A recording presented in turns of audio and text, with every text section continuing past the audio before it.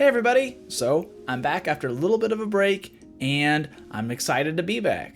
I had to take some time off this summer to get engaged to my girlfriend. We went to Disneyland, and it was really a magical time. I'll try to be posting lessons every week from now on for the foreseeable future, and if not every week, then it'll be every other week, just like it was back in the day. Okay, with that out of the way, I want to talk about what we're doing this week. This week, I want to cover a topic that is often overlooked, which is rhythm. Now, rhythm can mean a lot of different things, but in today's lesson, we're going to talk about it in the context of swing music. Let's dive right into it.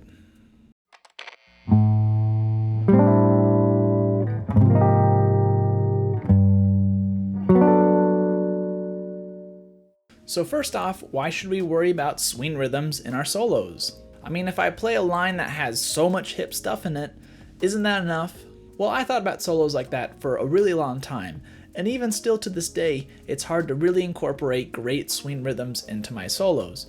But when I relax and I really focus on just what makes a good rhythm, then my solos often sound a lot better. So step one, where do you get this rhythm from? Well, it can be many places, but for swing music, I like to often go back to the great big band rhythms of some great bands like Count Basie or Duke Ellington Orchestra. For example, let's take the great tune Corner Pocket from Count Basie's album April in Paris. The B section of that tune has some great rhythms which sound like this.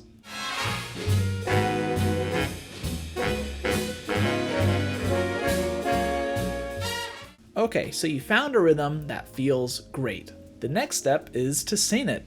Yep, sing it. Now, I'm the worst singer in the world, but when I try to sing something, I try to make it so it has the same kind of feel as what I'm trying to sing. I don't really focus on pitch too much. So just focus on one tone and try to really make sure that the rhythm swings and feels just like how Basie plays it. Do da, do da, bo dee bo dee bo do do dee. The reason we do that is because the music comes from us, not our instrument. If you can sing it, you can play it. And now that you can sing it, let's try to play it exactly with the same feeling that we sang it.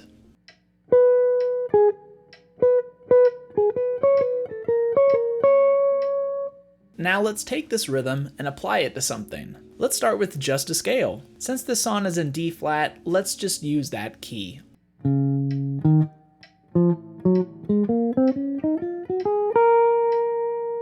Simple, but powerful. Sounds great over chords too.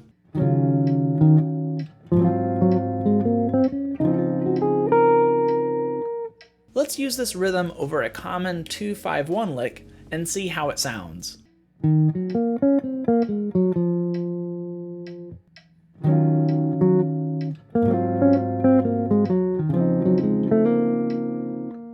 So we have one rhythm under our belt. Let's combine it with another one. Let's take the rhythm from the A section of the melody. Now same thing, can we play it going up a scale? Or maybe apply it over a common lick.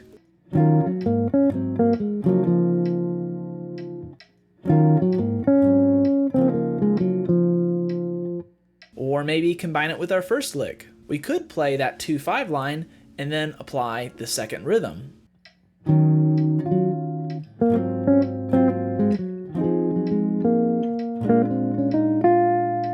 So you can see, with knowledge of just major scales, we already have some lines that sound pretty good, all because of rhythm. So what are some other ways that we can use rhythm? Well, when you listen to great solos, what often keeps them enjoyable is their great use of rhythm. Take a line like this.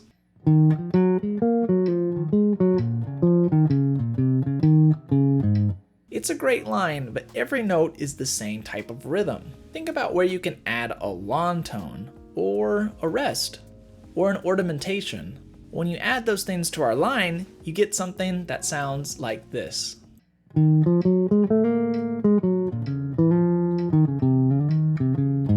We can also take a more methodical approach to adding rhythm to our lines. So if we do that, the first step would be just to play a major scale.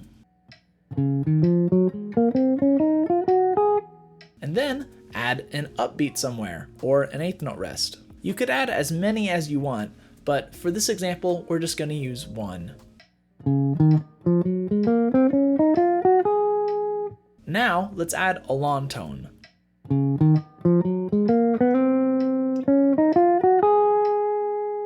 Now let's add an ornamentation.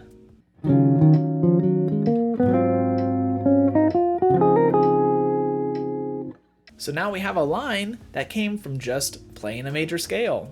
So when you are improvising, remember to always think about rhythm. When you transcribe, steal rhythms instead of lines. Take rhythms from big band tunes. Think about if you're just using the same rhythm over and over again, how can you mix it up? I got into a lot of stuff today that could be broken down into separate videos. Would you want to see a continuation on any one of these certain topics that we covered today? Let me know in the comment section below. I want to thank you guys for watching this video about how to use jazz rhythms in your solos. If you like what you see, make sure to hit that subscribe and like button for more content in the future.